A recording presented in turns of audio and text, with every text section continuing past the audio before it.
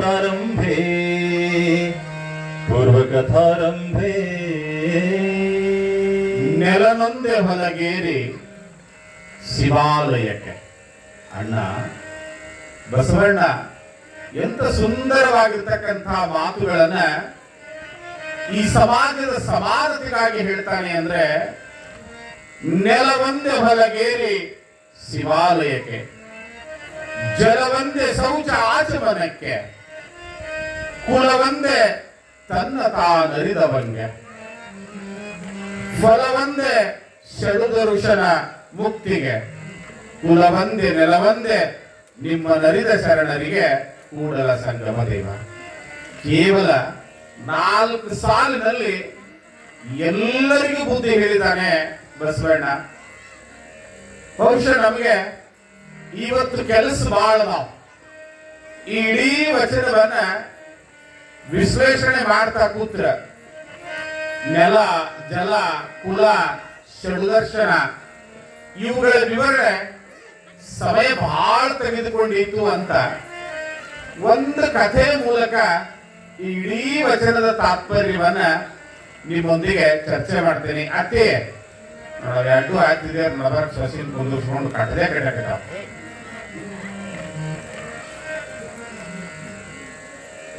ನೆಲನೊಂದೆ ಹೊಲಗೇರಿ ಶಿವಾಲಯಕ್ಕೆ.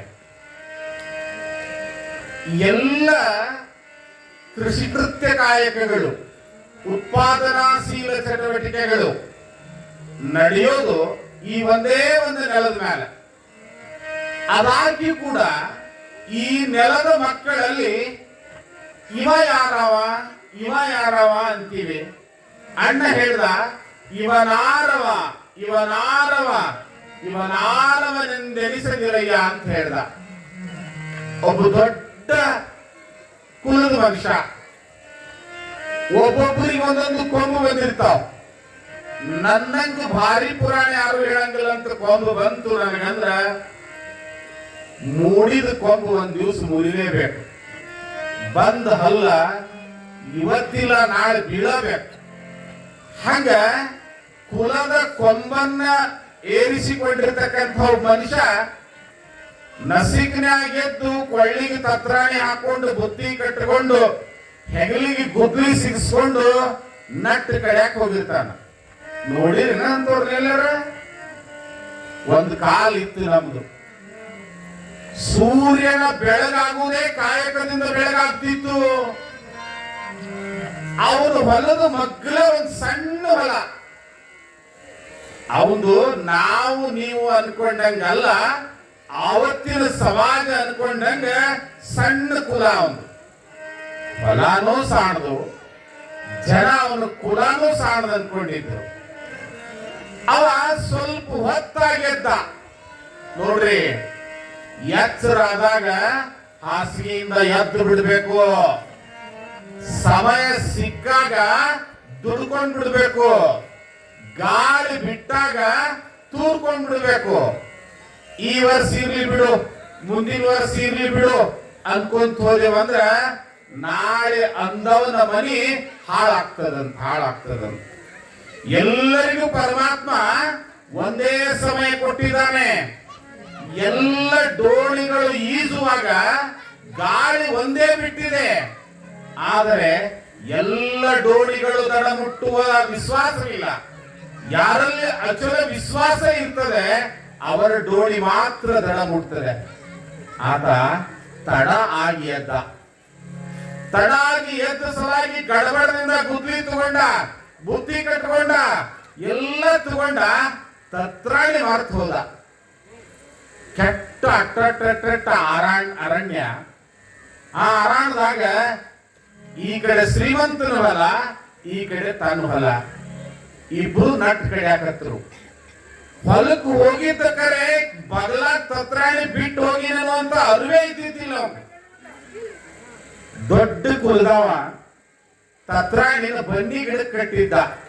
ಬಹುಶಃ ಇಲ್ಲಿ ಕೆಲವು ಹುಡುಗರಿಗೆ ತತ್ರಾಣಿ ಅಂದ್ರೆ ಅರ್ಥ ಆಗೋದೇ ಇಲ್ಲ. Water bag. ನಿಮ್ಮ ಚೈನಾದ ವಾಟರ್ ಬ್ಯಾಗ್ಗಳು ಬರೋಕ್ಕಿಂತ ಮೊದಲ ನಮ್ಮ ಕುಂಬಾರಣ್ಣ ಮಾಡಿರ್ತಕ್ಕಂಥ ತತ್ರಾಣಿ ಎಂತ ಕೆಲಸ ಮಾಡ್ತಿತ್ತಂದ್ರ ಆ ತಣ್ಣನೆ ನೀರು ಕುಡಿದ್ರ ಗಂಟ್ಲು ಕೆರಿತಿದ್ದಿಲ್ಲ. ಇವತ್ತು ಫ್ರಿಡ್ಜ್ ಬಂದದ, 15 ದಿವಸ ಹಿಂದ್ ಮಾಡಿದ ಅಡಿಗೆ ಇಟ್ಟು ಗುರುಗಳು ಬಂದ್ರಂದ್ರ ಮುತ್ಯಾರ ಫ್ರೆಶ್ ಹಿಂಗ್ ಮಾಡಿನಿ ಅಂತೇಳಿ ಒಲೆ ಮೇಲೆ ಇಟ್ಟು ಕುದಿಸಿ ಕೊಟ್ಟು ಬಿಟ್ರೆ ಗುರುಗಳಿಗೆ ಗೊತ್ತಾಗುದಿಲ್ಲ. ಎಲ್ಲರಿಗೆ ನಾಲ್ಗಿ ಮೂಗ ಒಂದೇ, ಏನು ಮಾಡಕ್ಕಾಗುದಿಲ್ಲ.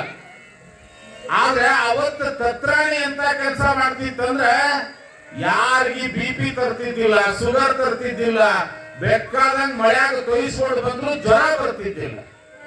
ಈಗ ತೀರ್ಥ ಹಾಕಿದ್ರೆ ನೆಗಡಿ ಬರ್ತದ, ಧೂಪ ಹಾಕಿದ್ರ ಕಾವಾಕೈತಿ.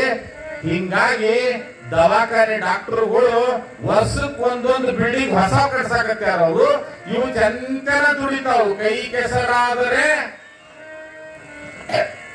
ಎಲ್ಲೇಗದು ಬಾಯಿ ಮೊಸರು ಆಗವಲ್ದು. ಯಾಕಂದ್ರ ನಮ್ಮ ಕೃಷಿ ವಿಧಾನದ ಪದ್ಧತಿ ತಪ್ಪೇದ, ನಮ್ಮ ಜೀವನದ ಪದ್ಧತಿ ತಪ್ಪು ಹೋಗ್ಬಿಟ್ಟೈತಿ. ಇಬ್ರು ನಟ್ ಕಡಿಯಾಕತ್ತಿದ್ರು. ತತ್ರಾಣಿ ಬಿಟ್ಟು ಹೋದಾಗ ಗಂಟ್ಲು ಬತ್ತು. ಒಮ್ಮೆ ಗಂಟ್ಲು ಬತ್ತಂದ್ರ ನೀರ್ ಹಾಕುತ್ತಾರ ಸಮಾಧಾನ ಆಗುದಿಲ್ಲ. ಅದು ತತ್ರಾಣಿ ನೋಡ್ದ ಇದ್ದಿದ್ದಿಲ್ಲ, ಹಿಂಗ್ ಹೆಳಕೆತ್ತಿದ ಮಗ್ಗಲು ಬದುವಿನ ಮೇಲೆ ಇರ್ತಕ್ಕಂತ ಬನ್ನಿ ಗಿಡಕ್ಕ ದೊಡ್ಡ ಕುಲದವನ್ ತತ್ರಾಣಿ ತುಗಾಡ್ತಿತ್ತು. ಬಾಬಾ ನೆಲನೊಂದೆ ಹೊಲಗೇರಿ ಶಿವಾಲಯಕ್ಕೆ, ಜಲವಂದೆ ಶೌಚ ಆಚಮನಕ್ಕೆ. ತೊಕ್ಕೊಳ್ಳಕ್ಕೂ ಅದೇ, ದೇವ್ರು ತೊಳ್ಯಾಕೂ ಅದ, ಬ್ಯಾರೆ ಅಲ್ಲ. ನಮ್ಮ ಬಚ್ಚಲ್ ಬೋರಿ ನೀರ ಹಂಡೆ ನಳದಾಗ ಹರ್ಕೊಂಡು ಹೋಗಿ ಗಂಗಾ ನದಿ ಕುಡಿಯದ, ಬಾ ಕುಡಿವ ಅಂತ ಕರೀತು. ಹೋಗಿ ತತ್ರಾಣಿ ಇಳಿವಿ ಕುಡಿಯಾಕತ್ತಿದ್ದ. ದೊಡ್ಡ ಕುಲ್ದಾವ್ ಇದ್ನಲ್ಲ, ಬಂದದ ಬಡಗಿ ತಗೊಂಡ್ ದುಬ್ಬಕ್ಕೆ ಹೊಡೆದ. ತತ್ರಾಣಿ ಕೆಳಗಿಟ್ಟ ಕೈ ಮುಗ್ದ. ಲೇ, ನೀರ್ ಬೇಕಂದ್ರ ಒಸು ಹಾಕ್ತಿದ್ದೆ ನಿನ್ಗ, ತತ್ರಾಣಿ ಮುಡ್ಚಟ್ ಮಾಡಿಟ್ಟಲೇಪ್ಪ ಅಂದವ. ಹೆಂಗ್ ಮಾಡುದ್ರಿ ಗೌಡ್ರ ತತ್ರಾಣಿ ಮುಡ್ಚಟ್ ಹಾಕಿ? ಹಸಿವ ಬಾಳ ಕೆಟ್ಟ, ನೀರಡಿಕೆ ಬಾಳ ಕೆಟ್ಟ, ನಾನು ಗೊತ್ತಾಗದ ಕುಡಿದು ಬಿಟ್ಟೆ, ಈಗ ಹೆಂಗ್ ಮಾಡೋದು? ಆಡ್ತಿಗೆ ಅಲ್ಲೊಂದು ದೊಡ್ಡ ಕುಲದ ಮುದುಕಿ ಬಂತು. ಯಾಕೆ ಜಗಳ ಆಡ್ತೀರಿ? ತತ್ರಾಣಿನ ಇನ್ನೊಂದ್ಸಲ ಸುಟ್ಟು ಬಿಡೋಮಂದ್ಲಕ್ಕಿ. ಮುಡ್ಚಟ್ ಆಗ್ಯದಲ್ಲ, ಸುಟ್ಟು ಬಿಡೋಣ. ಈ ಐಗಳು ಹುಡುಗರು ನಾಲ್ಗಿ ಸುಡೋಣ ಅಂತಿರ್ತಾವ ನೋಡು. ಎಲ್ಲದ್ರ ನಮ್ ಗೀಟ ಒಂದ್ ಗೀಟ ಯಾಕಡೆ ಹೋಗಿ ಬಂದು ಅಂದ್ರ, ಮಗನೇ ಎಲ್ಲಿ ಹೋಗಿ ಬಂದಿ, ನೀನ್ ನಾಲ್ಗಿ ಸುಡ್ತೀವಿ ಅಂತಿದ್ರಲ್ಲ. ಹಂಗ ಮುದುಕಿ ಹೇಳ್ತು, ಈ ತತ್ರಾಣಿ ಸುಟ್ಟು ಬಿಡಮ್ಮ ಅಂದ್ರು.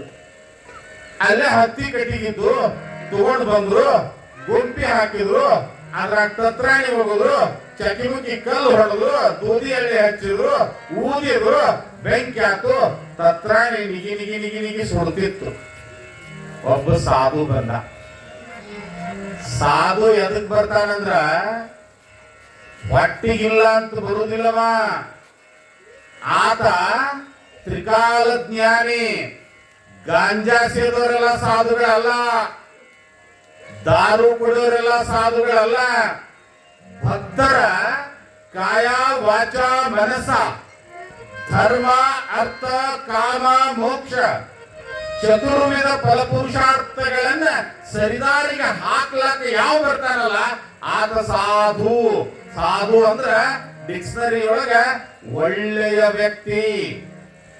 ತನ್ನನ್ನೇ ತಾನು ಕಾಪಾಡಿಕೊಳ್ಳದೆ ಇರ್ತಕ್ಕಂಥ, ತನ್ನ ಆರೋಗ್ಯವನ್ನೇ ತಾನು ಕಾಪಾಡಿಕೊಳ್ಳದೆ ಇರ್ತಕ್ಕಂಥವನನ್ನ ಸಾಧು ಅನ್ನುವಂತ ಪದದಿಂದ ಕರಿಬಾರ್ದು.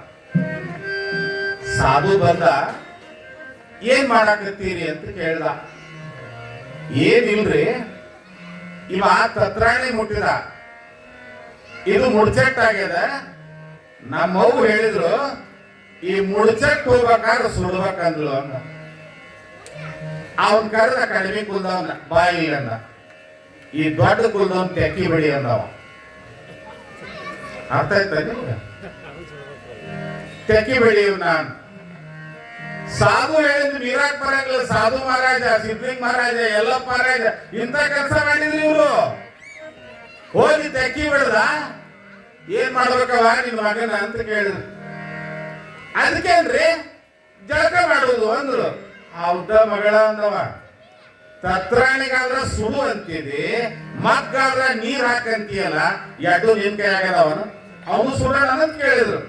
ಅವಾಗ ಸಾಧು ಹೇಳ್ದ, ಕೊಡಿ ಜಲ ಒಂದೇ ಶೌಚ ಆಚಮನಕ್ಕೆ, ನೀರು ಒಂದೇ ಅವ ಎಲ್ಲ ಕೆಲ್ಸಕ್ಕೂ ಒಂದೇ. ಅದಕ್ಕ ಜಾತಿ ಜಾತಿ ಜಾತಿ ಅಂತ ಬಡದಾಡ್ಬೇಡ, ಜಾತಿ ವಿಜಾತದ ಮನೆ ಜ್ಯೋತಿ ತಾನೊಂದೇ ಜಗತ್ತಿನ ಬೆಳಕು ಬೆಳಗಲಿಕ್ಕೆ ಅಂತ ಹೇಳಿದ. ಏನೈತಿ ಜೀವನದಾಗ ಹೌದು ಹೋಗುದೈತಿ ಮಣ್ಣಾಗ, ಏನೈತಿ ಜೀವನದಾಗ ಹೌದು ಹೋಗುದೈತಿ ಮಣ್ಣಾಗ, ಚಿಂತಿಲ್ದ ಕೂಡುದೈತಿ ಜಂತಿಲ್ದ ಮನಿಯಾಗ.